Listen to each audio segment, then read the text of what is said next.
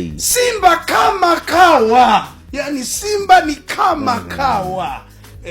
Ila mnyama bana. Mnyama kwenye haya maeneo ya kimataifa. Ndio. Nadhani wengine mkae kwa kutulia. Muangalie show. Ili wala hitaji mjadala. Kwenye hizi show za kimataifa, mnyama anatamba. Na sisi ambao tulikuwa tunajua toka awali kwamba Simba haya ndio mambo yake. Hizi ndio anga zake. Na ndio maana sasa hivi tumefurahi tu. Huo ni uongo. Wivu sina roho inauma. Unazungumza hivyo kwa sababu imetokea kilichotokea. Umesema? Wivu sina roho inauma. Taifa Tanzania michezo lenyewe limeandika Simba imefanya yake kwa Mfalme Mswati, yaipiga Nsingizini 3-0. Nsingizini kichapo ilipokea. Leo za wale jamaa zipo. Zile tunasikia za zamani. Taarifa za wale jamaa leo hazipo na nyama kwenye ubora wake bana yana. Hiyo labda tutaleta weza kwako.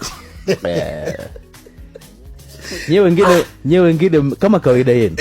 Nyinyi wengine kama kawaida yenu ya kulitia aibu taifa.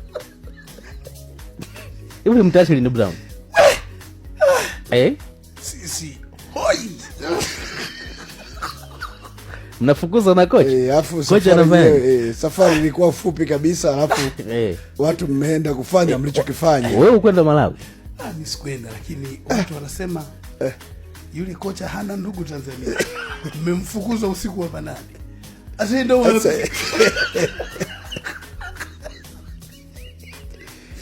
Mwelekeo michezo hili lenyewe limeandika Simba Sports Club na Azam FC kifua mbele CAF. Nyi wengine yani kwa mfano Yanga. Yanga wao wameisha tu kufukuza kocha.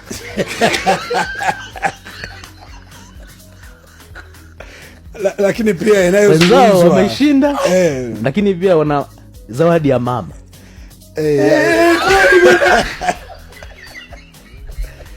Kinachozungumzwa kwenye vijue vya kahawa kwamba mapacha wameshatangulia mguu mmoja mbele. Ndio. Mapacha wenyewe bado wanajiuliza. Wanajiuliza tu maswali kwamba imekuaje kuaje. Wao wanafukuza kocha.